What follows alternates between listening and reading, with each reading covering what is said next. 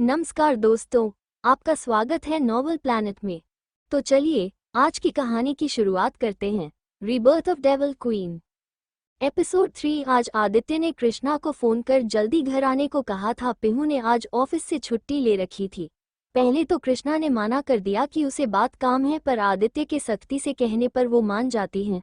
उसने ओम को भी इस बारे में बात दिया था। उसने भी ज़्यादा सवाल न करते हुए जल्दी ही अग्निहोत्री एंटरप्राइजेस से निकल जाता है। उसे भी आज जरूरी काम से कहीं जाना था। वो खुद ये बात कृष्णा को बताने वाला था, पर जब सामने से कृष्णा ने कहा तो वो मान गया।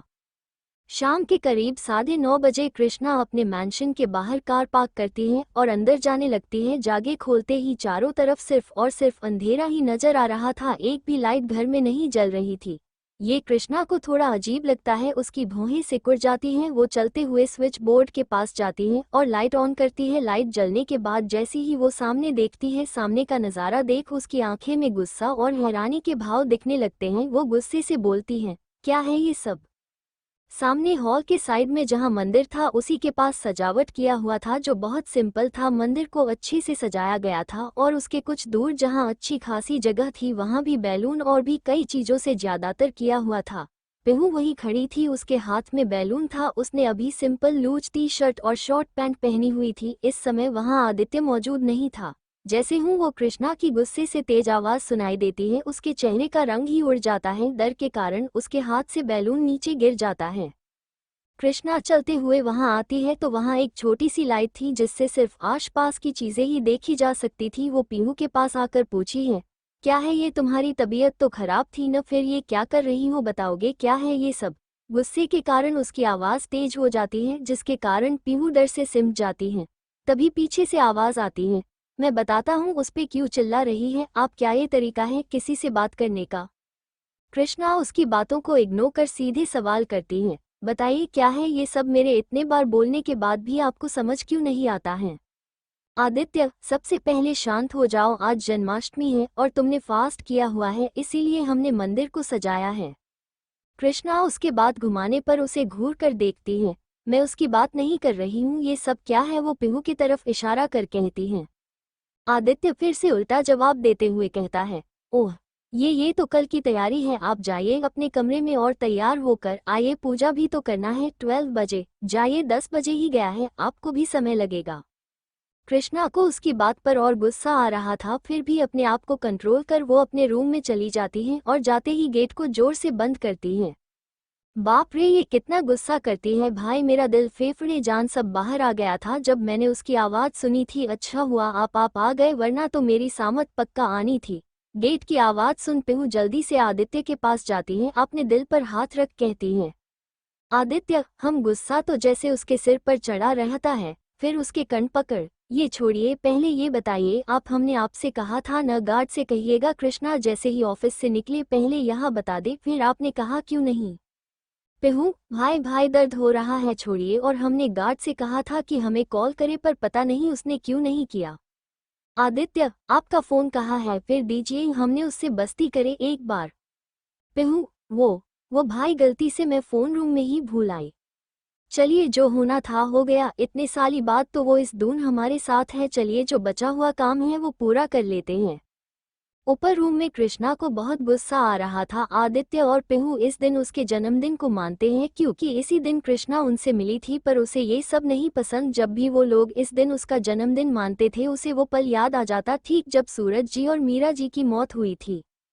हाँ, इस दिन नहीं हुए थी, मगर हॉस्पिटल में इसी दिन सभी एक दूसरे से मिले थे। वो दिन भी कृष्ण जन्माष्टमी ही थी, तब से दोनों इस दिन को सेलिब्रेट करते हैं। पहले तो वो इस दिन कहीं बाहर चली जाया करती थी, जिसके बारे में किसी को नहीं पता होता था। इस बार काम की वजह से वो भूल गई, वरना वो कभी भी इस दिन घर नहीं आती।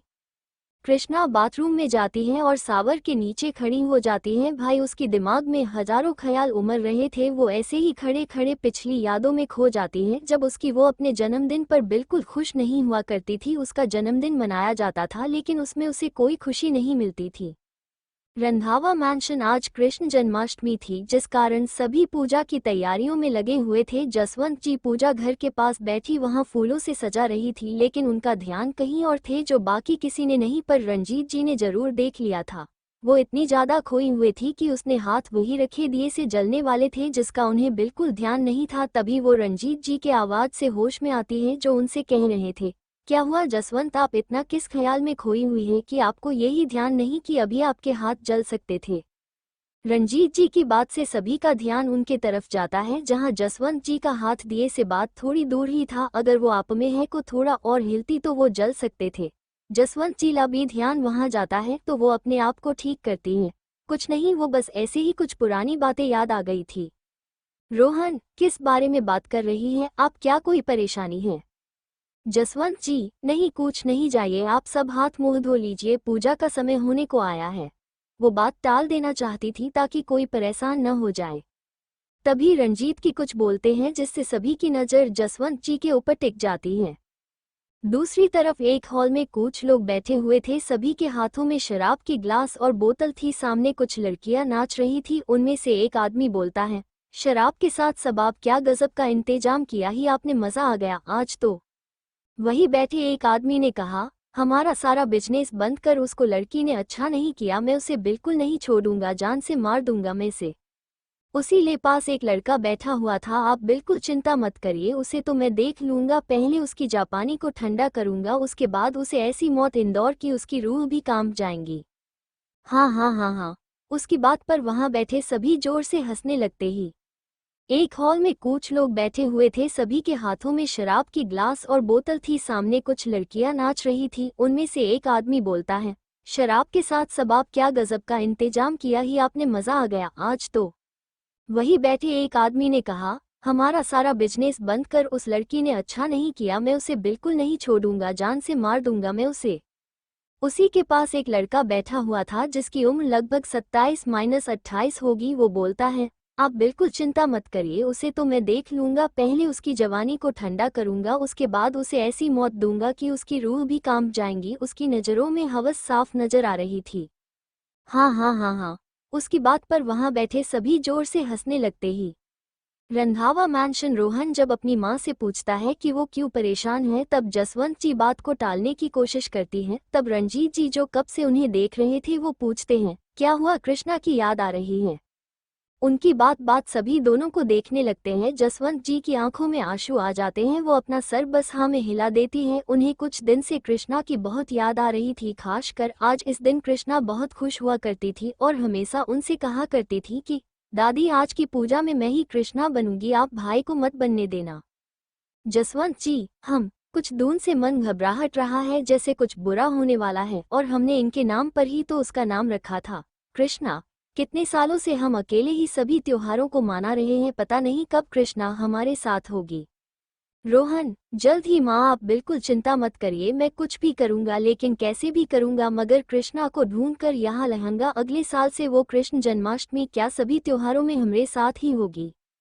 कृष्णा का रूम बाथरूम में कृष्णा अपने बचपन की यादों में खोई हुई थी। वो शावर को बंद करते हुए खुद से कहती हैं, आऊंगी, जरूर आऊंगी अपनी दादा दादी के लिए और ये देखने के लिए कि आप कितने नीचे तक गिर सकते हैं। इतना कह वो बाहर आती हैं और तैयार होने लगती हैं। आधा घंटा बाद रात ले 11:35 हो गए थे। नीचे पिहू और आदित्य ने सारी तैयारी कर ली थी। कृष्णा भी वहां आ जाती हैं। जैसे ही 12 बजता है सभी पूजा करने लगते हैं। कृष्णा जी की पूजा करते हुए कृष्णा भजन गाने लगती है। उसकी आवाज इस वक्त बहुत ज्यादा प्यारी मधुर थी कि किसी का भी ध्यान खींच ले। कृष्णा कृष्णा कृष्णा कृष्णा मधुराधिपते, मेरे कृष्णा कृष्णा। अधर मधुरन वदन मधुरन नयन मधुरन हसितम मधुरम हृदयम मधुरन गमन मधुरन मधुराधिपतेरखिलम मधुरम धुराधिपतेरखिलम मधुरम। हे कृष्ण, तेरे होंठ मधुर हैं, मुख भी मधुर, तेरे नयन मधुर, मुस्कान मधुर, हृदय भी मधुर है, चाल मधुर, मधुराधिपते सर्वस्व मधुर, मधुराधिपते सर्वस्व मधुर। कृष्णा कृष्णा कृष्णा कृष्णा, तेरे वचन मधुर हैं, चरित्र मधुर, तेरे वस्त्र मधुर, कंगन भी मधुर, चलना भी मधुर है, भ्रमण मधुर, मधुराधिपते सर्वस्व मधुर, मधुराधिपते सर्वस्व मधुर। मधुराधिपते, मेरे कृष्णा कृष्णा, तेरी बंसी मधुर, पद धूल मधुर, तेरे हाथ मधुर हैं, चरण मधुर हैं, नृत्य मधुर, मित्रता मधुर, श्री कृष्ण तुम ही सर्वस्व मधुर, मधुराधिपते सर्वस्व मधुर।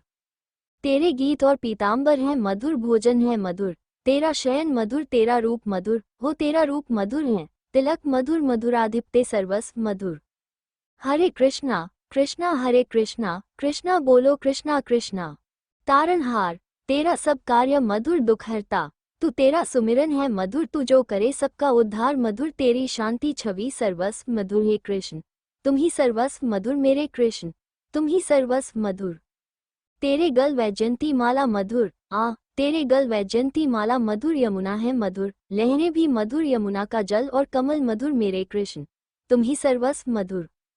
कृष्णा कृष्णा कृष्णा कृष्णा मधुराधिपते है गोपी मधुर, तेरी लीला मधुर, संयोग मधुर है, वियोग मधुर, तेरी दृष्टि मधुर, शिष्टाचार मधुर। हे कृष्ण तुम ही सर्वस्व मधुर, मधुराधिपते सर्वस्व मधुर।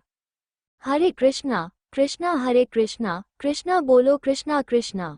तेरे ग्वाल मधुर, तेरी गाय मधुर, तेरी छड़ी भी मधुर है, सृष्टि मधुर है, विनाश मधुर, तेरा सृजन मधुर, मधुराधिपते श्री कृष्ण मधुर। हे कृष्ण तुम ही सर्वस्व मधुर, मधुराधिपते सर्वस्व मधुर।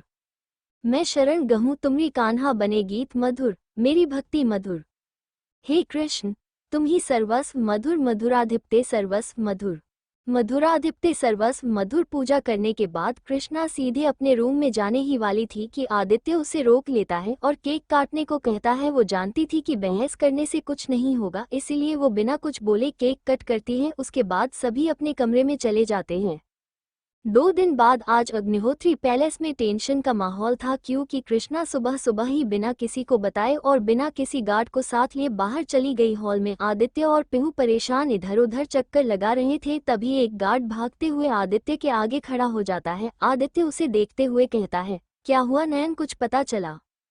नयन जो कृष्णा का पर्सनल बॉडीगार्ड है वो अपना सिर चुकाते हुए कहता है, नो सर, हमने कोशिश की लेकिन उनका कुछ भी पता नहीं चला रहा है। मेरी टीम अब उनके फोन को ट्रैक करने की कोशिश कर रही है।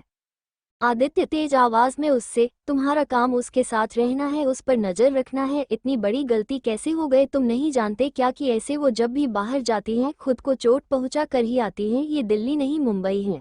ओह गॉड, क्या करूं मैं इसका? अगले 15 मिनट में मुझे कृष्णा की लोकेशन पता चल जानी चाहिए, जाओ। नयन जी सर कहते हुए बाहर चला जाता है। आदित्य वही सोफे पर बैठ जाता है। उसका मन आज सुबह से ही बहुत घबरा रहा था, इसीलिए उसने उठने के तुरंत बाद ही कृष्णा को ढूंढना, लेकिन वो कहीं नहीं मिली। दूसरी तरफ मुंबई के एक सुनसान रास्ते पर कृष्णा की कार तेज रफ्तार से आगे बढ़ रही थी। गाड़ी की रफ्तार बहुत तेज थी, वहीं उस कार के दूर 3 गाड़ियां और आ रही थी। लग रहा था जैसे वो कृष्णा की कार का पीछा कर रही हो। दूरी इतनी थी कि कृष्णा को उसका पता न चले। रास्ते पर उस दूसरी गाड़ी नहीं चल रही थी।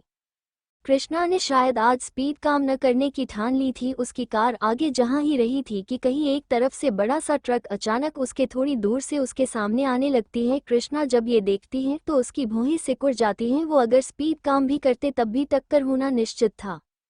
वो ट्रक जैसे ही कृष्णा की कार के पूरी पास आ जाती है, वो एक झटके के साथ स्टीयरिंग को घुमा देती है, जिससे उसकी कार वही एक साइड में मुड़ जाती है। लेकिन स्पीड ज्यादा होने के कारण कार को कंट्रोल करना मुश्किल हो रहा था। तभी उसकी कार सामने एक बड़े से पेड़ से टकराने जाती है। टक्कर इतनी तेज था कि आगे का कांच पूरा चकनाचूर हो जाता है और कृष्णा का सिर सामने स्टीयरिंग से टकरा जाता है, जिसके कारण उसके सर से बहुत खून निकलने लगता है। अग्निहोत्री पैलेस आदित्य जो परेशान बैठा हुआ था, उसका फोन बजने लगता है। ये सोचकर कि कृष्णा का होगा, वो तुरंत बिना देखे उठा लेता है। हेलो हेलो कृष्णा, कहाँ हो तुम? सामने से आवाज आती है। सर मैं नयन बोल रहा हूँ, बॉस की लोकेशन मिल गई है, वो यहाँ से बहुत दूर है, साथ ही सुनसान भी, और अभी उसकी लोकेशन एक जगह पर ही रुकी हुई है, हमें जल्द ही निकालना होगा। आदित्य उसकी बात सुन एक झटके के साथ खड़ा हो जाता है और बाहर की तरफ भागते हुए कहता है, गाड़ी निकालो, मैं आ रहा हूँ, 1 सेकंड भी लेट नहीं होना चाहिए। पिहू भी उसके पीछे आते हुए कहती हैं, भाई भाई क्या हुआ, कृष्णा ठीक तो है न? आप इतने परेशान क्यों हो गए, किसका फोन था? आदित्य गेट के पास फुकुशिमा जाता है और अपने चेहरे के भाव को ठीक करते हुए पीछे मुड़ कहता है, कुछ नहीं हुआ है बच्चा, मैं करीना को लेने जा रहा हूँ। ठीक है, आप यही इंतजार करिए, मैं उसे लेकर आता हूँ, फिर दोनों मिलकर उसे डालेंगे। ठीक है, बाहर मत जाएगा। रंधावा मैंशन में जसवंत जी वो अपने कमरे में आराम करो रही थी, एक तेज आवाज के साथ उठ के बैठ जाती हैं, कृष्णा। अग्निहोत्री पैलेस आदित्य जो परेशान बैठा हुआ था, उसका फोन बजने लगता है। ये सोचकर कि कृष्णा का होगा, वो तुरंत बिना देखे उठा लेता है। हेलो हेलो कृष्णा, कहाँ हो तुम? सामने से आवाज आती है, सर मैं नयन बोल रहा हूँ, बॉस की लोकेशन मिल गई है, वो यहाँ से बहुत दूर है, साथ ही सुनसान भी, और अभी उसकी लोकेशन एक जगह पर ही रुकी हुई है, हमें जल्द ही निकालना होगा। आदित्य उसकी बात सुन एक झटके के साथ खड़ा हो जाता है और बाहर की तरफ भागते हुए कहता है, गाड़ी निकालो, मैं आ रहा हूँ, 1 सेकंड भी लेट नहीं होना चाहिए। पिहू भी उसके पीछे आते हुए कहती हैं, भाई भाई क्या हुआ, कृष्णा ठीक तो है न, आप इतने परेशान क्यों हो गए, किसका फोन था। आदित्य गेट के पास फुकुशिमा जाता है और अपने चेहरे के भाव को ठीक करते हुए पीछे मूड कहता है, कुछ नहीं हुआ है बच्चा, मैं कृष्णा को लेने जा रहा हूँ, ठीक है आप यही इंतजार करिए, मैं उसे लेकर आता हूँ, फिर दोनों मिलकर उसे डांटते हैं, ठीक है बाहर मत जाएगा। रंधावा मशन में जसवंत जी जो अपने कमरे में आराम कर रही थी, एक तेज आवाज के साथ उठ के बैठ जाती हैं, कृष्णा। सुबह का समय था, सभी नीचे हॉल में बैठे हुए थे। कल जसवंत जी की तबीयत रात में खराब हो गई थी, इसीलिए सुबह उनकी नींद जल्दी नहीं खुली। रंजीत जी ने भी उन्हें उठाना ठीक नहीं समझा। जसवंत जी की आवाज सुन सभी घबराहट जाते हैं और एक साथ ऊपर उनके कमरे की तरफ भागते हैं। जैसे ही गेट के पास पहुंचते हैं तो देखते हैं कि जसवंत जी बेड से उतरने की कोशिश कर रही है, साथ ही कुछ बड़बड़ा रही है। अभी तक सभी ऊपर आ गए थे। उन्हें ऐसे देख सभी कमरे के अंदर आते हैं और रंजीत जी उनके पास जाकर पूछते हैं, क्या हुआ जसवंत, आप इतनी जोर से क्यों चीखी और आपको इतना पसीना क्यों आ रहा है, आपकी तबीयत तो ठीक है ना। रोहन जल्दी से डॉक्टर को कॉल करो और यहाँ आने को कहो। नहीं नहीं, मुझे डॉक्टर नहीं चाहिए, मैं ठीक हूँ। वो कृष्णा ठीक नहीं है, मैंने देखा वो ठीक नहीं है, उसे कुछ हो गया है, मैंने देखा खून खून न था वह वहाँ पर। जसवंत जी बहुत ज्यादा पैनिक हो गए थी, उनका पूरा चेहरा पसीने से भीग गया था। सोनी बात पूरी करते करते वो बेहोश होकर पीछे गिरने लगती है। तभी कियान बेड के दूसरी तरफ जाकर उन्हें पाकर लेता है। रंजीत जी और कियान मिलकर उन्हें अच्छे से लेटा देते हैं। अभी भी उनके चेहरे पर डर और घबराहट दिख रहा था। सभी बहुत ज्यादा घबरा जाते हैं। अभी उनको ठीक हुए 2 महीना भी नहीं हुआ था। रोहन जल्दी से डॉक्टर को कॉल कर घर आने को कहता है। नेहा जसवंत जी के पास बैठ उनके चेहरे को पोंछने लगती है। दूसरी तरफ एक खंडहर नुमा घर जो न ज्यादा बड़ा था और न ज्यादा छोटा, बाहर से देखने में ऐसा लग रहा था कि वहां किसी इंसान का नामो निशान नहीं होगा। उस घर के आसपास और कोई घर नहीं था।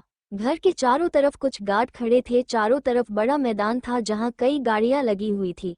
घर अंदर से भी पुरानी और थोड़ी टूटी फूटी थी। अंदर बस एक हॉल और 2 कमरे थे। उन्हीं में से लेफ्ट वाले कमरे के अंदर का नजर अलग था। चारों तरफ अंधेरा, उसमें बीच में सीलिंग से लटकती एक बल्ब जो आसपास के चीजों को अच्छे से दिख पा रही थी। उस बल्ब के नीचे चेयर पर कोई बंधा हुआ था, उसका सिर नीचे लटका हुआ था, जिससे साफ पता चल रहा था कि वो इंसान बेहोश है। उसके बल उसके चेहरे को ढक रहे थे। सिर से लगातार खून की बूंद जमीन पर गिर रही थी। तभी उस कमरे के बाहर से कुछ जूतों की आवाजें आने लगती हैं। कुछ पल बाद ही कमरे में 2 लोग आते हैं और कुर्सी पर बंधे उस इंसान के पास जाकर खड़े हो जाते हैं। बल्ब की रोशनी में उस दोनों का चेहरा दिखने लगता है। दोनों की उम्र 27-28 साल थी। उनमें से एक वही लड़का था जो उसको हॉल में बात कर रहा था। वो लड़का उस लड़की के सिर को एक झटके के साथ ऊपर कर है, जिससे उसके चेहरे की थोड़ी झलक दिखने लगती है। बाकी का चेहरा बालों से ढाका हुआ था। वो उसके चेहरे से बाल को हटाते हुए दूसरे लड़के से कहता है, देख यार सुभान, क्या लड़की है, आज तक हमने कभी इतनी सुंदर लड़की के मजे नहीं लिए। सुभान, सच बोला राहुल, तूने क्या माल है, ये आज इसे चखने में मजा ही आ जाएगा। राहुल उसको लड़की के गालों को जोर से पकड़कर कहता है, साली ने हमारा धंधा बंद कराया है न, इसकी इजाजत को नीलाम होते सारी दुनिया देखेगी। इसे तो मैंने तड़पा तड़पा कर नहीं मारा न, तो मेरा नाम भी राहुल खेतान नहीं। सुभान, मतलब आज एक पूरी फिल्म बनेगी, यहाँ मजा आ जाएगा भाई, मुझसे रहा नहीं जा रहा, जल्दी कर। राहुल, हाँ हाँ हाँ हाँ हाँ, तेरे में सब नहीं है, चल फोन से अच्छे से शूट करना, कुछ भी छूटना नहीं चाहिए, तब तक मैं इसके हाथ खोलता हूँ। सुभान, अरे ये क्या कर रहा है, तुम हाथ क्यों खोल रहा है, इसे होश आ गया तो। राहुल, अरे तुम क्यों डर रहा है, तो ये एक लड़की ही न, अगर होश आ भी गया तो क्या थोड़ी देर बाद खुद भी मजे लेगी। राहुल उसका हाथ खोल देता है और अपनी जैकेट निकल कर फेंक देता है। फिर उस लड़की के पास जाकर उसके चेहरे की तरफ अपने हाथ बढ़ाते कहता है, इतनी बड़ी कंपनी की सीईओ आज हरा शिकार बनेगी। हाँ हाँ।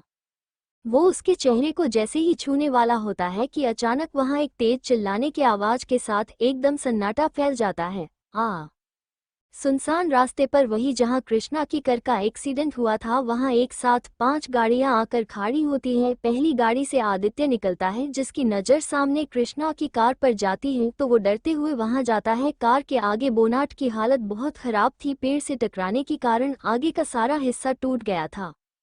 आदित्य कार की हालत देख बहुत घबरा जाता है और आगे ड्राइविंग सीट की तरफ भागता है, लेकिन वहां का नज़ारा देख उसके कदम लड़खड़ा जाते हैं। वो यहाँ पीछे नैन उसे पकड़ लेता है, नहीं तो आदित्य गिर जाता।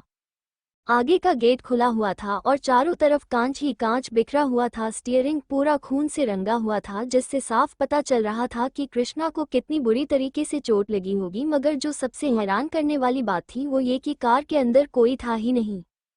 आदित्य पीछे खड़े नयन को देख कहता है, ये क्या है और कृष्णा कहाँ है? तुमने तो कहा था वो यही है। नयन की नज़र कार के सीट के चेहरे गिरे फोन पर जाती है। वो उसे उठा आदित्य को दिखाते हुए कहता है, ये देखिए सर, बॉस ला फोन यही है। बॉस भी जरूर यही कहीं होगी, मैं अभी टीम को उन्हें ढूंढने बोलता हूँ। आदित्य जो बहुत गुस्से में था वो नयन को वार्निंग देते हुए कहता है, अगर मेरी बहन मुझे नहीं मिली तो तुम सब मेरा वो चेहरा देखोगे जिसकी कल्पना भी तुमने नहीं की होगी। कुछ भी करोगे, मुझे कृष्णा हर हाल में ठीक चाहिए। जाओ। नयन, जी सर। उसके बाद वो सभी गार्ड के साथ ऐश पास देखने लगता है। आदित्य वही कार से लग खड़े हो जाता है। उसकी आंखें रोने और गुस्से की वजह से लाल हो गई थी। वो अपने हाथ कार पर मारते हुए खुद से कहता है, कहाँ हो तुम कृष्णा? मैं तुम्हें नहीं खोना चाहता, बस हल्दी से मिल जाओ प्लीज। माँ पापा, कृष्णा की रक्षा करना। वो खुद से बात कर ही रहा था कि तभी आदित्य जो खुद से बात कर रहा था और कृष्णा के ठीक होने की कल्पना कर रहा था, अचानक उसके दिमाग में कूच आता है। वो नयन को देख जो वही था उससे कहता है, हॉस्पिटल? हाँ, हॉस्पिटल में पता करो, उसे चोट लगी है। हो सकता है कोई उसे हॉस्पिटल ले गया हो आसपास, चाहे मुंबई का कोई भी हॉस्पिटल क्यों न हो, सब में पता करवाओ। साथ ही बाकी के गार्ड को यही ढूंढने के लिए कहो। नयन, जी सर, मैं अभी पता करवाता हूँ। आदित्य, और हाँ तुम मेरे साथ चलो, हम भी ढूंढते हैं। दूसरी तरफ उस खंडहर पड़े घर में जैसे ही राहुल अपने हाथों से उस लड़की को छूने जाता है तभी वो लड़की उसका हाथ एक झटके में पकड़ लेती है। एक टक की आवाज के साथ राहुल के चिल्लाने की आवाज गूंज उठती है। सुभान जो हंसते हुए हाथ में फोन लिए वीडियो बना रहा था, उसकी हंसी एक झटके में खत्म हो जाती है। वही वो लड़की जिसका चेहरा खून के भींगा हुआ था, उसके सिर से होते हुए खून उसके आधे चेहरे पर आ गया था। वो अपने एक हाथ से खून को पोंछते हैं तो उसका पूरा चेहरा सामने आ जाता है। वैसे तो सब जानते ही है, पर फिर भी बताओ दूं कि वो कृष्णा थी जिसे मिस्टर खेतान के बेटे ने किडनैप किया था। अब वो किया था या कृष्णा खुद हुए थी, ये तो उसे ही पता है। कृष्णा राहुल के सिर पर अपने सिर से एक जोरदार वार करती है और एक लात मार उसे दूर गिरा देती है। राहुल, जिसका अभी कलाई टूटी थी, दोबारा सर और फिर पेट पर मार पड़ते ही जोर से कराहते हुए सीधा सामने दीवार से जा टकराता है। सुभान जो एक जगह बुत बना खड़ा था, उसे हाथ से फोन नीचे गिर जाता है। राहुल की आवाज सुन वो होश में आता है और उसकी तरफ जा राहुल को संभालने लगता है। सुभान, ये लड़की, ये क्या किया तूने? राहुल, राहुल तुम ठीक तो है ना? राहुल कराहते हुए, अरे मुझे क्या पकड़ रहा है? उसे पकड़, उसे छोड़ना मत, साली ने मेरे हाथ तोड़ दिए। सुभान उसे वही छोड़ गुस्से से उठता है और कृष्णा की तरफ जाने लगता है। इस समय कृष्णा आराम से कुर्सी पर सिर चुकाए बैठी हुई थी। जैसे ही सुभान उसके बल को पकड़ने जाता है वैसे ही कृष्णा एक झटके से उठ उसका गला पकड़ लेती है। उसकी पकड़ इतनी तेज थी कि सुभान को सांसें तक नहीं आ रही थी। जैसे ही राहुल ये देखता है, बाहर खड़े गार्ड को चिल्लाते हुए आवाज देने लगता है। कुछ पल बाद ही बाहर से लगभग 14-16 गार्ड अंदर आते हैं। कृष्णा सुभान को एक जगह पटक देती है, तब तक सारी गार्ड्स उसे घेर कर खड़े हो जाते हैं। राहुल हंसते हुए, बहुत मर्दांगी दिखा रही थी न, अब लड़की के दिखा जो अभी तूने किया है न, इसका देख मैं क्या करता हूँ। पहले तो तुझे चक कर छोड़ देता, लेकिन अब तुम मेरी रखेल बनेगी। अरे देख क्या रही हूँ, मारो इसे। कृष्णा की आंखें हारी हो जाती हैं। उसने अभी तक एक शब्द नहीं कहा था, खून अब भी बहन रहा था उसके सर से। तभी दो गार्ड एक साथ उस पर वार करते हैं, मगर कृष्णा उन्हें भाई आदम से बेहोश कर नीचे गिरा देती है। उसके शॉट इतने परफेक्ट थे कि वो दोबारा उठ हो नहीं पाते हैं। राहुल गुस्से से, अरे एक एक क्या करने जा रहे हो, साथ में जाओ सभी। राहुल की बात मान सभी गार्ड एक साथ कृष्णा पर हमला करते हैं। इतने लोगों को एक साथ आते देख भी कृष्णा के चेहरे के भाव बिल्कुल नहीं बदले थे। वो सभी से एक साथ लड़ने लगती हैं। दो लोग आगे से उस पर हमला करते हैं कि कृष्णा एक को अपने पैर तो दूसरे को अपने हाथ से मारती है। ऐसी ही सभी से लड़ रही थी। अब उसकी सांसें भी फूलने लगी थी। एक लड़का उसके सिर पर मारने के लिए बड़ा सा डंडा उसे सिर पर मारने ही वाला था, तभी कृष्णा नीचे हो जाती है और वो वार खली जाता है। कृष्णा उनसे लड़ रही तभी राहुल की नज़र वही रखी एक गन पर जाती है तो वो उसे उठा लेता है और कृष्णा की तरफ पॉइंट कर लेता है। राहुल बिना कुछ सोचे समझे गन चला देता है। गन की आवाज़ सुन कृष्णा वहां से हट जाती है, मगर वो गन से गोली निकलते ही सीधा सुभान के माथे के बीचों बीच लगती है और वही उसकी मौत हो जाती है। ये देख राहुल बहुत घबरा जाता है ये देखकर और वहां से हट जाता है।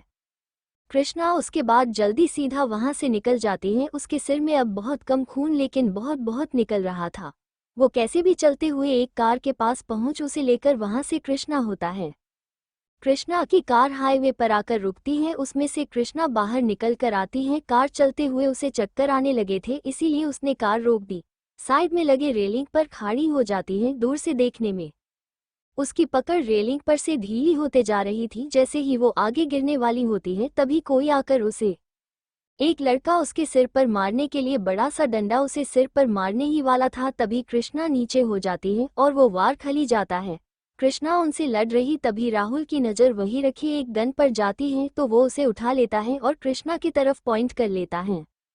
राहुल बिना कुछ सोचे समझे गन चला देता है। गन की आवाज़ सुन कृष्णा वहां से हट जाती है, मगर वो गन से गोली निकलते ही सीधा सुभान के माथे के बीचों बीच लगती है और वही उसकी मौत हो जाती है। ये देख राहुल बहुत घबरा जाता है और वहां से भाग जाता है।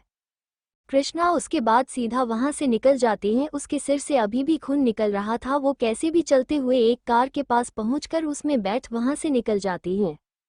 वो कार हाईवे ब्रिज पर आकर रुकती है। उसमें से कृष्णा बाहर निकल कर आती है। कार चलाते हुए उसे चक्कर आने लगे थे, इसीलिए उसने कार रोक दी।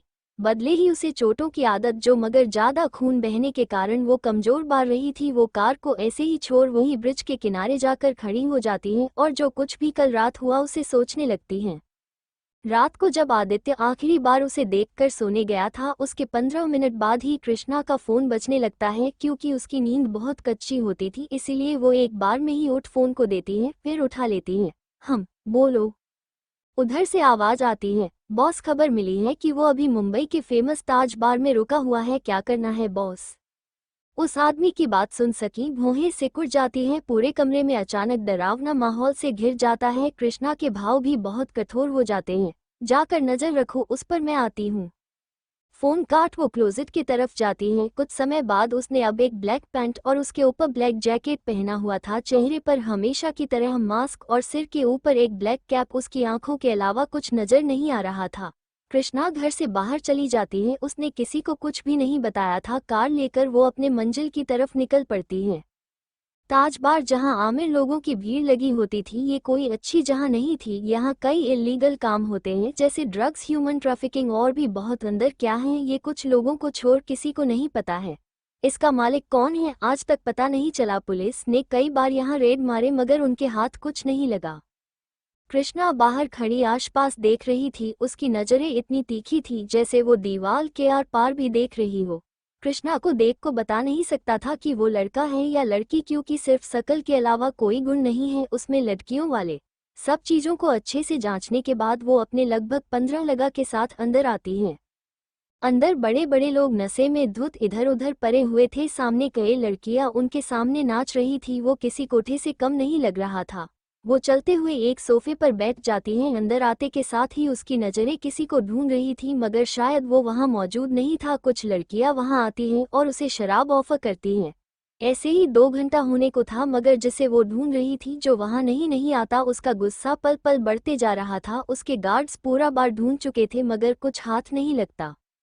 इसी गुस्से में वो कार अकेले लेकर निकल जाती है। बाकी तो पता ही है। कृष्णा को पता चल गया था कि कुछ गाड़ियां उसका पीछा कर रही हैं और वो गाड़ियां उसके करीब आने की कोशिश भी नहीं कर रही थी, तो उसे कुछ न कुछ गड़बड़ लगती है। वो अपने आप को संभालते कि उसका एक्सीडेंट हो जाता है।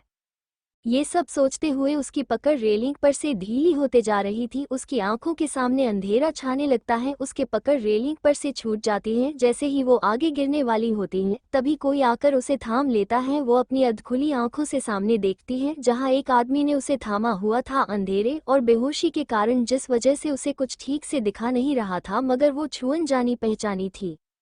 आखिरकार वो बेहोश हो जाती है। वो आदमी उसे अपनी गोद में उठाकर दूसरी कार में बैठाता है और वो कार वहां से गायब हो जाती है। रंधावा मैंशन, यहाँ का माहौल बहुत टेंशन से भरा हुआ था। सभी कमरे में खड़े थे। डॉक्टर आ गए थे और जसवंत जी को देख रहे थे। डॉक्टर रंजीत जी को देख कहता है, देखिए मिस्टर रंधावा, मैंने आपसे पहले दिन ही कह दिया था कि इन्हें कोई भी स्ट्रेस इनकी जान बना सकती, फिर भी अपने मेरी बात को हल्के में लिया। रंजीत, आप कहना क्या चाहते हैं, साफ साफ कहिए ना।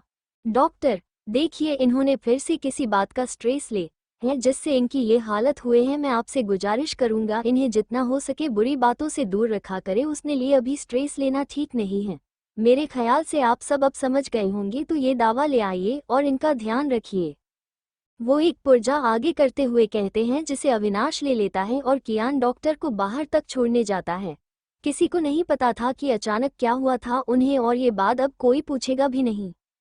वही एक आलीशान घर के बाहर बहुत सी गाड़ियां रुकती, जिसमें से एक आदमी किसी को अपने बाहों में लिए अंदर जाने लगता है। अंदर एक कमरे में वो उसे लेता जाने लगता है। तभी कुछ ऐसा होता है जिससे उसकी आंखें खिली की खुली रह जाती है। दूसरी तरफ एक आलीशान घर के बाहर बहुत सी गाड़ियां आकर रुकती, जिसमें से एक आदमी किसी को अपने बाहों में लिए उस घर के अंदर जाने लगता है। अंदर खड़े बॉडीगार्ड्स को तो यकीन ही नहीं जो रहा था कि उसने बॉस के साथ कोई लड़की है, वो भी उनकी बाहों में। ये देख सभी सदमे में चले गए थे, जैसे उन्हें भी देखना था कि वो कौन लड़की है जो उनके बॉस के इतने करीब है, लेकिन देख नहीं पा रहे थे क्योंकि उसका चेहरा उसके बलों और उस आदमी के बाहों में छुप गया था। तभी सभी को अपने ऊपर खूंखार नज़रों का एहसास होता है। जब सामने देखते हैं तो उनके बॉस सभी को अपने ठंडी आंखों से देखो रहे थे। उस आदमी की आंखों में उन्हें साफ वार्निंग दिख रही थी कि अगर उनकी नज़रें नीचे नहीं हुए तो शायद ही वो कल का सूरज देख पाएंगे। सभी अपनी नज़रें उन पर से हटा नीचे देखने लगते। वो आदमी उसको लड़की यानी कृष्णा को घर के अंदर लेकर जाता है। उसके पीछे उसका असिस्टेंट खड़ा था। वो कहता है, सर मैं अभी गेस्ट रूम खुलवाता हूँ मैडम के लिए। रुको राम, इसकी कोई ज़रूरत नहीं है, मैं इसे अपने कमरे में ले जा रहा, और हाँ 30 मिनट के अंदर डॉक्टर मेरे कमरे में आ जाने चाहिए। बिना राम की बात सुने वो सीधा ऊपर अपने कमरे में चला जाता है। वही बेचारा राम तो सदमे में ही चला गया था। वो होश में गेट की आवाज़ से आता है जो ऊपर उस आदमी ने बंद किया था। वो जल्दी से बाहर भागते हुए किसी को कॉल कर जल्दी आने को कहता है। इतना तो आप लोग समझ ही गए होंगे कि वो इंसान कोई और नहीं ओम था, और ओम उस जगह पर क्या कर रहा था जहां कृष्णा मिली ये हम आगे जानेंगे। वही ऊपर कमरे में वो कमरा एक मास्टर बेडरूम था जो ब्लैक ग्रे और गोल्डन कलर के थे। कमरे में एक घर जैसी सारी सुख सुविधाएं थी। उसी के किंग साइज बेडरूम पर ओम कृष्णा को आराम से लेटा देता है जैसे वो कोई कांच की गुड़िया हो। कृष्णा के सर से निकलता खून उसके महंगे सूट को पूरा खराब कर चुके थे, लेकिन उसने इन सभी चीजों पर बिल्कुल ध्यान नहीं दिया। ओम ने कृष्णा को लेटा कर वही पास के दराज को खोल उसमें से फर्स्ट एड बॉक्स ढूंढने लगता है। थोड़ा ढूंढने के बाद उसे बॉक्स मिल जाता है, जिसे लेकर वो वही कृष्णा के सिरहाने बैठ जाता है और खून को साफ करने लगता है। खून साफ करने के बाद वो उसका जैकेट निकालने लगता है क्योंकि कृष्णा को उससे परेशानी हो रही थी। जैकेट के अंदर उसने ब्लैक टैंक टॉप पहना हुआ था। जैकेट उतारते समय उसका ध्यान कृष्णा के कान के पास तिल पर जाता है। उस तिल को देख उसके हाथ कुछ पल के लिए रुक जाते हैं, फिर वो उसके जैकेट को उतार वही उसके पास रख देता है। उसका ध्यान अपने कपड़े पर जाता है जो पूरा गंदी हो चुका था, तो वो उसे चेंज करने का सोच बाथरूम में चला जाता है। 10 मिनट बाद बाथरूम का दरवाजा खुलता है और ओम बाथरोब अपनी कमर से बांधे बाहर निकालता है। इस समय वो किसी कामदेव से कम नहीं लग रहा था। पानी उसके सिर और चेहरे से होकर उसके एडम एप्पल को छू रहे थे। अगर कोई लड़का हो या लड़की कोई भी उसे देख ले तो शायद ही अपने आप को रोक पाए, पर कृष्णा सबसे लगा है इसीलिए तो बेहोश पड़ी है। ओम टॉवल से अपने भींगे बाल पोंछते हुए बाहर आता है। तभी अचानक उसकी नज़र कृष्णा पर पड़ती है तो बेहोशी में ही पैनिक कर रही थी। उसका चेहरा पूरा पसीने से भीग गया था। बेहोशी में भी उसके चेहरे पर एक अनकहा दर्द नजर आ रहा था। वो बार बार कुछ बड़बड़ा रही थी। कृष्णा की ऐसी हालत देख ओम टॉवल को वही फेंक जल्दी से कृष्णा के पास आता है। उसे समझ नहीं आ रहा था कि अचानक कृष्णा को हुआ क्या है। कृष्णा को ऐसे देख उसके चेहरे पर भी दर्द नजर आने लगता है। जब उसे कुछ समझ नहीं आता ही तो वो एक झटके में कृष्णा के ऊपर वाले बॉडी को ऊपर कर गले लगा लेता है। गले लगा ओम कृष्णा शांत करने की कोशिश कर रहा था। वो उसके सिर को सहलाते हुए कहता है, ससस शांत शांत हो जाओ, मैं यही हूँ, देखो तुम्हारा प्रिंस यही है। ओम की बात सुन अब धीरे धीरे कृष्णा शांत होने लगती है। बेहोशी में ही उसकी पकड़ ओम के हाथ पर कस जाती है। ओम को जब एहसास होता है कि कृष्णा अब शांत है तो वो इसे दोबारा लेटा देता है। इस दौरान भी कृष्णा ने ओम का हाथ नहीं छोड़ा था और न ही ओम ने उसे हटाया था। जो बात अभी अभी उसने कृष्णा से कही थी, इसका ये मतलब हो सकता है कि ओम को पता ही कि वो कृष्णा है। तभी कृष्णा अपनी करवट बदल ओम के साइड अपना चेहरा ले लेती है, साथ ही जो हाथ उसने पकड़ रखा था उसे भी अपने सिर के नीचे कर लेती है, जिससे ओम नीचे झुक जाता है। नीचे झुके के कारण उसका चेहरा कृष्णा के चेहरे के पास चला आता है। वो उसके चेहरे को एक तक निहारने लगता है। उसकी नज़र दोबारा कृष्णा के तिल पर जाती है, जिसे देख वो खुद से कहता है, मुझे पता है तुम ही बनी ही मेरी कृष्णा हो, लेकिन तुम बहुत बदल गए हो। तुम्हारी आंखों में मुझे अपने लिए एक अनजानापन दिखता है जो मेरे इस दिल को छल्ली करने का काम करता है। मुझे पता है बचपन में जो भी हुआ उसमें मेरी गलती भी थी, जो मैंने तुम्हारा साथ नहीं दिया, मगर उस टाइम मेरी मजबूरी थी। लेकिन उसकी सजा मैंने इतने सालों तक काट ली है। चाहे तुम्हारे मन में मेरे लिए कुछ हो या न, मगर तुम बनेगी सिर्फ अपने प्रिंस की प्रिंसेस। इसके लिए मुझे कुछ भी करना क्यों न पड़े, मैं करूँगा। जानता हूँ तुम मुझसे नफरत करती हो, हमारे बीच बहुत दूरियां आ गई हैं, लेकिन उसे खत्म करना वही मेरा काम है। इतने साल बहुत तड़पा हूँ, अब नहीं, अब मुझे चाहे साम दाम दंड भेद कुछ भी क्यों न करना, तुम सिर्फ मेरी रहोगी, सिर्फ और सिर्फ मेरी। ओम की आंखों में पागलपन जुनून साफ नजर आ रहा था। जो आगे अच्छा होगा ये पूरा, ये तो आने वाला कल में ही पता चलेगा। मैं ये बात किसी को नहीं बताऊंगा कि तुम कृष्णा होता, ये वादा है मेरा, लेकिन सिर्फ तब तक जब तक बात तुम्हारे ऊपर नहीं आती है। जिसे सुन वो होश में आता है। कृष्णा को एक नज़र देखे अपना हाथ वापस ले लेता है और अलमारी से एक टी शर्ट और पैजामा निकाल पहना लेता है। फिर गेट खोलता है तो बाहर राम के साथ एक डॉक्टर खड़े थे। वो उन्हें अंदर आने को कहता है। वो वही डॉक्टर थे जिन्होंने जसवंत ही को देखा था। अंदर आकर वो कृष्णा के पास चले जाते हैं तो ओम उन्हें उसे देखने को कहता है और बताता है कि उसे चोट लगी है। कृष्णा का मास्क ओम ने पहले ही हटा दिया था। डॉक्टर उसको अच्छे से चेक करने लगते हैं। पहले तो उन्होंने उसके सिर के चोट पर पट्टी कर दी। उसके बाद जब वो कृष्णा को एग्जामिन करते हैं तो उनके चेहरे पर परेशानी दिखने लगता है। उसके बाद जो बात वो ओम को बताते हैं उसे जान ओम की तो जैसे जान ही निकल आती है। जो कहना है साफ साफ कहिए डॉक्टर, क्या हुआ है। उसकी बात पर डॉक्टर कहते हैं, देखिए यहाँ कोई ऐसी व्यवस्था नहीं है कि मैं आपको कंफर्म बता सकूं, मगर जैसा आपने बताया मुझे लगता है इन्हें पैनिक अटैक आया था कुछ देर पहले। सिर की चोट ज़्यादा है मगर ये अंदरूनी नहीं है, ये अच्छी बता है। पैनिक अटैक आना कोई मामूली बात नहीं है और जैसे इनकी बॉडी तप रही है, मैं दावे के साथ कह सकता हूँ कि ये बहुत खतरनाक है इनके लिए। ओम के दिल की धड़कन तो जैसे थमती जा रही थी डॉक्टर की बात सुनकर। क्या क्या खतरनाक है? अगर ये बहुत ज़्यादा स्ट्रेस में रहती हैं या मेंटल ट्रॉमा से गुजरी है तो पैनिक अटैक आता है, लेकिन अगर यही अटैक बार बार आए तो उस पेशेंट को हार्ट प्रॉब्लम या फिर ब्रेन में कुछ न कुछ बीमारी हो सकती है। अगर इन्होंने डॉक्टर से दिखाया होगा तो ज़रूर इनकी थेरेपी और दवा चल रही होगी। क्या मैं उसे देख सकता हूँ? उससे मुझे थोड़ी जानकारी हो जाएगी कि पेशेंट की कंडीशन क्या है। ओम तो कृष्णा की हालत के बारे में सोच जम ही गया था। कहा वो उसे अपने पास रखने का सोच रहा था, अपना बनाने का सोच रहा था, और कहा उसे आज कृष्णा के बारे में इतना कुछ पता चला। ऐसे पता नहीं कितने बात होंगे जो उसे पता ही नहीं। डॉक्टर के दोबारा सवाल पूछने पर उसे होश आता है।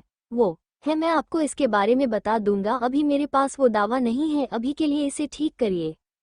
डॉक्टर उससे बहस नहीं करते और कृष्णा को चेक कर एक इंजेक्शन लगा ओम को कुछ बताते हैं और जाने लगते हैं तो ओम उन्हें रोक अपनी ठंडी आवाज में कहता है, यहाँ जो कुछ भी हुआ वो बाहर नहीं जाना चाहिए, मेरे पेरेंट्स तक को नहीं। जी सर। इतना कह डॉक्टर राम के साथ बाहर चले जाते हैं। ओम बेड पर लेटी कृष्णा को देखने लगता है, जिसके ठंडे चेहरे पर कभी कोई परेशानी नजर ही नहीं आती थी। उसके मन में ये ख्याल आता है कि पहले उसकी बनी अपनी छोटी से छोटी खुशी काम सभी को बताते फिरती थी और अब आप वो उसको बनी नहीं मिस अग्निहोत्री हो गए हैं, जिसके चेहरे पर कोई भाव नहीं होते, जिसे अपने सभी इमोशंस बहुत अच्छे से आते हैं। वो उसके ऊपर अच्छे से चादर दल रूम से बाहर आ जाता है। अभी अभी जो बातें या कहें, जो छोटा सा ट्रेलर देखा उसने उसके अंदर तक झिंझूट कर रख दिया था। अब उसको कैसे भी सच पता करना था, पर वो करके रहेगा भी, जिसकी शुरुआत आज और अभी ही होगी। अब आगे जानता हूँ तुम मुझसे नफरत करती हो, हमारे बीच बहुत दूरियां आ गई हैं, लेकिन उसे खत्म करना वही मेरा काम है। इतने साल बहुत तड़पा हूँ, अब नहीं, अब मुझे चाहे साम दाम दंड भेद कुछ भी क्यों न करना, तुम सिर्फ मेरी रहोगी, सिर्फ और सिर्फ मेरी। ओम की आंखों में पागलपन जुनून साफ नजर आ रहा था। जो आगे अच्छा होगा ये पूरा, ये तो आने वाला कल में ही पता चलेगा। मैं ये बात किसी को नहीं बताऊंगा कि तुम कृष्णा होता, ये वादा है मेरा, लेकिन सिर्फ तब तक जब तक बात तुम्हारे ऊपर नहीं आती है। ये सब खुद से बोल रहा था, तभी बाहर गेट पर नॉक की आवाज आती है, जिसे सुन वो होश में आता है। कृष्णा को एक नज़र देखे अपना हाथ वापस ले लेता है और अलमारी से एक टी शर्ट और पैजामा निकाल पहना लेता है। फिर गेट खोलता है तो बाहर राम के साथ एक डॉक्टर खड़े थे। वो उन्हें अंदर आने को कहता है। वो वही डॉक्टर थे जिन्होंने जसवंत ही को देखा था। अंदर आकर वो कृष्णा के पास चले जाते हैं तो ओम उन्हें उसे देखने को कहता है और बताता है कि उसे चोट लगी है। कृष्णा का मास्क ओम ने पहले ही हटा दिया था। डॉक्टर उसको अच्छे से चेक करने लगते हैं। पहले तो उन्होंने उसके सिर के चोट पर पट्टी कर दी, उसके बाद जब वो कृष्णा को एग्जामिन करते हैं तो उनके चेहरे पर परेशानी दिखने लगता है।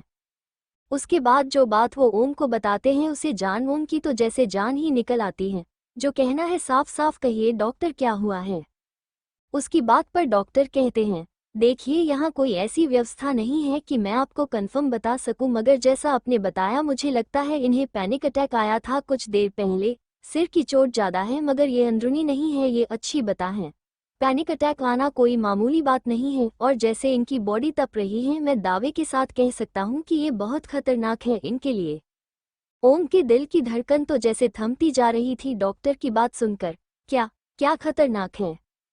अगर ये बहुत ज़्यादा स्ट्रेस में रहती हैं या मेंटल ट्रॉमा से गुजरी है तो पैनिक अटैक आता है, लेकिन अगर यही अटैक बार बार आए तो उस पेशेंट को हार्ट प्रॉब्लम या फिर ब्रेन में कुछ न कुछ बीमारी हो सकती है।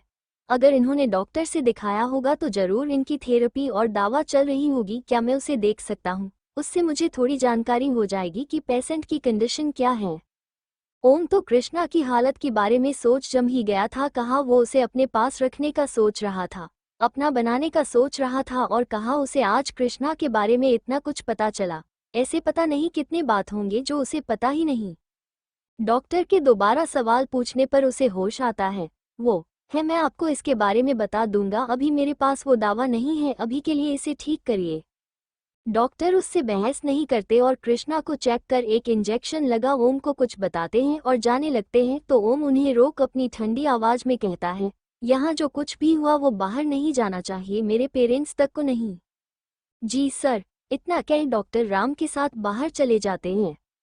ओम बेड पर लेटी कृष्णा को देखने लगता है, जिसके ठंडे चेहरे पर कभी कोई परेशानी नजर ही नहीं आती थी। उसके मन में ये ख्याल आता है कि पहले उसकी बनी अपनी छोटी से छोटी खुशी काम सभी को बताते फिरती थी और अब आप वो उसको बनी नहीं मिस अग्निहोत्री हो गए हैं, जिसके चेहरे पर कोई भाव नहीं होते, जिसे अपने सभी इमोशंस बहुत अच्छे से आते हैं।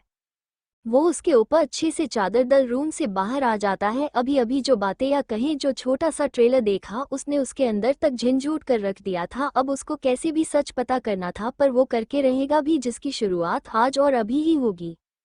जनता हूँ तुम मुझसे नफरत करती हो, हमारे बीच बहुत दूरियां आ गई हैं, लेकिन उसे खत्म करना वही मेरा काम है। इतने साल बहुत तड़पा हूँ, अब नहीं, अब मुझे चाहे साम दाम दंड भेद कुछ भी क्यों न करना, तुम सिर्फ मेरी रहोगी, सिर्फ और सिर्फ मेरी। ओम की आंखों में पागलपन जुनून साफ नजर आ रहा था। जो आगे अच्छा होगा ये पूरा, ये तो आने वाला कल में ही पता चलेगा। मैं ये बात किसी को नहीं बताऊंगा कि तुम कृष्णा होता, ये वादा है मेरा, लेकिन सिर्फ तब तक जब तक बात तुम्हारे ऊपर नहीं आती है। ये सब खुद से बोल रहा था, तभी बाहर गेट पर नॉक की आवाज आती है, जिसे सुन वो होश में आता है। कृष्णा को एक नज़र देखे अपना हाथ वापस ले लेता है और अलमारी से एक टी शर्ट और पैजामा निकाल पहना लेता है। फिर गेट खोलता है तो बाहर राम के साथ एक डॉक्टर खड़े थे। वो उन्हें अंदर आने को कहता है। वो वही डॉक्टर थे जिन्होंने जसवंत ही को देखा था। अंदर आकर वो कृष्णा के पास चले जाते हैं तो ओम उन्हें उसे देखने को कहता है और बताता है कि उसे चोट लगी है। कृष्णा का मास्क ओम ने पहले ही हटा दिया था। डॉक्टर उसको अच्छे से चेक करने लगते हैं। पहले तो उन्होंने उसके सिर के चोट पर पट्टी कर दी, उसके बाद जब वो कृष्णा को एग्जामिन करते हैं तो उनके चेहरे पर परेशानी दिखने लगता है।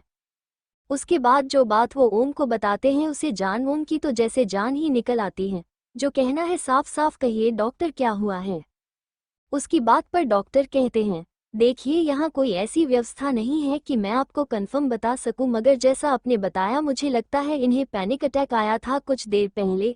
सिर की चोट ज्यादा है मगर ये अंदरूनी नहीं है, ये अच्छी बता है। पैनिक अटैक आना कोई मामूली बात नहीं है और जैसे इनकी बॉडी तप रही है मैं दावे के साथ कह सकता हूँ कि ये बहुत खतरनाक है इनके लिए। ओम के दिल की धड़कन तो जैसे थमती जा रही थी डॉक्टर की बात सुनकर। क्या क्या खतरनाक है?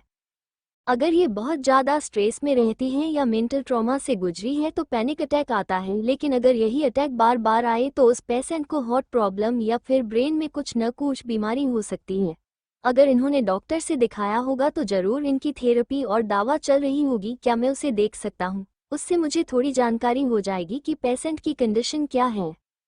ओम तो कृष्णा की हालत के बारे में सोच जम ही गया था। कहाँ वो उसे अपने पास रखने का सोच रहा था, अपना बनाने का सोच रहा था, और कहाँ उसे आज कृष्णा के बारे में इतना कुछ पता चला। ऐसे पता नहीं कितने बात होंगे जो उसे पता ही नहीं। डॉक्टर के दोबारा सवाल पूछने पर उसे होश आता है। वो है, मैं आपको इसके बारे में बता दूंगा, अभी मेरे पास वो दवा नहीं है, अभी के लिए इसे ठीक करिए। डॉक्टर उससे बहस नहीं करते और कृष्णा को चेक कर एक इंजेक्शन लगा ओम को कुछ बताते हैं और जाने लगते हैं तो ओम उन्हें रोक अपनी ठंडी आवाज में कहता है, यहाँ जो कुछ भी हुआ वो बाहर नहीं जाना चाहिए, मेरे पेरेंट्स तक को नहीं। जी सर। इतना कह डॉक्टर राम के साथ बाहर चले जाते हैं।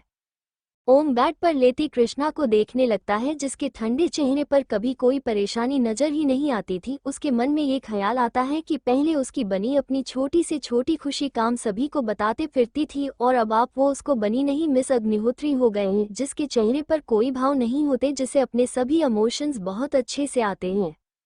वो उसके ऊपर अच्छे से चादर दल रूम से बाहर आ जाता है। अभी अभी जो बातें या कहें जो छोटा सा ट्रेलर देखा उसने उसके अंदर तक झंझोड़ कर रख दिया था। अब उसको कैसे भी सच पता करना था, पर वो करके रहेगा भी, जिसकी शुरुआत आज और अभी ही होगी।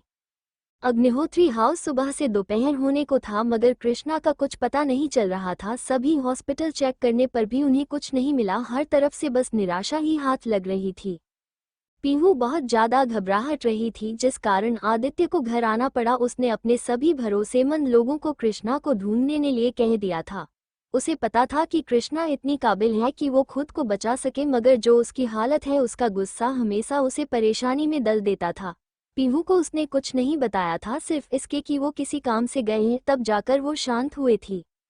दूसरी तरफ एक घर के अंदर से जोर जोर की चीखने चिल्लाने की आवाज आ रही थी। अंदर एक लड़का बेड पर लेटा चीख रहा था और डॉक्टर उसका इलाज कर रहे थे। वहीं उसके सामने एक मिडिल एज आदमी उस पर जोर जोर से चिल्ला रहा था। वो लड़का और कोई नहीं, राहुल खेतान था जिसने कृष्णा को किडनैप किया था। वही जो आदमी चिल्ला रहा था वो उसके पूज्य पिताजी मिस्टर खेतान थे, जिन्हें जैसे ही अपने बेटे के कारनामे के बारे में पता चला, जो गुस्से में दंडनाते हुए सीधा अपने घर आ गए। किसने कहा था तुम्हें ये करने के लिए? बिना मुझसे पूछे तुम्हारी हिम्मत भी कैसे हुई उसके साथ ये सब करने की? ऊपर से तुम उसे जिंदा छोड़ आए हो और अपने ही दोस्त को मौत के घाट उतार आए हो, मिस्टर खेतान गुस्से में चिल्लाते हुए कहते हैं। आप मुझे क्या बोल रहे हैं? इतने समय से खुद तो कुछ कर नहीं पाया। अरे साले आराम से कर न, तुझे किसकी मैयत में जा रहे हो? फिर अपने पापा को देख, मैंने जो किया वो सोच समझ कर किया, अब वो बच गई तो मैं क्या करूं? कुछ मत करो, बस अपने टूटे हाथ तो लेकर जिंदगी भर पड़े रहो। हाँ सुनो, कुछ दिन के लिए गायब हो जाओ, पागल लड़की है वो। कुछ दिनों के लिए अंडरग्राउंड हो जाओ, किसी से बात करने की कोशिश मत करना और बहुत मौके आएंगे उसे मारने के लिए, मिस्टर खेतान उसे ऑर्डर देते हुए कहते हैं। उसकी बात मान राहुल कहता है, ठीक है, लेकिन मेरी एक बात आप ध्यान रखिएगा, उसको लड़की को दर्दनाक मौत में दूंगा और ऐसी दूंगा कि पूरी दुनिया उसका तमाशा देखेगी। आज की हर वो बर्दाश्त नहीं कर पा रहा था कि वो किसी लड़की से हरा है। उसके हाथ को कृष्णा ने ऐसा तोड़ा है कि अब उसमें जान नहीं बची हो। डॉक्टर का तो कहना है कि अगर वो थोड़ा और जोर लगाती तो वो हाथ किसी काम का नहीं होता। ये बात उसके ईगो पर लगी थी, जिसका बदला उसकी आंखों में दिख रहा था, जहां नफरत और बदला के अलावा कृष्णा के लिए हवाई थी और कुछ नहीं। अब उसकी ये नफरत कृष्णा के लिए मुसीबत बनती है या खुद उसके लिए, ये तो वक्त ही बताएगा।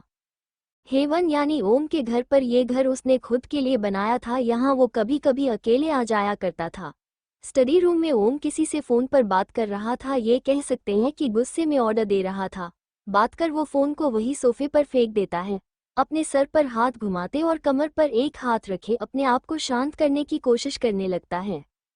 कुछ पल बाद उसे याद आता है कि कृष्णा के होश आने का समय हो गया है, तो वो जल्दी से बाहर निकल कमरे की तरफ जाने लगता है। तभी उसे कुछ टूटने की आवाज़ आती है, तो वो लगभग दौड़कर अपने कमरे के पास पहुंचता है और जैसे ही दरवाज़ा जो खुला हुआ था उससे अंदर देखता है। अगर आपको ये कहानी पसंद आई हो तो वीडियो को लाइक और चैनल को सब्सक्राइब करना न भूलें। अपनी राय और सुझाव कमेंट में ज़रूर बताइए। फिर मिलेंगे सिर्फ नॉवल प्लैनेट पर। धन्यवाद।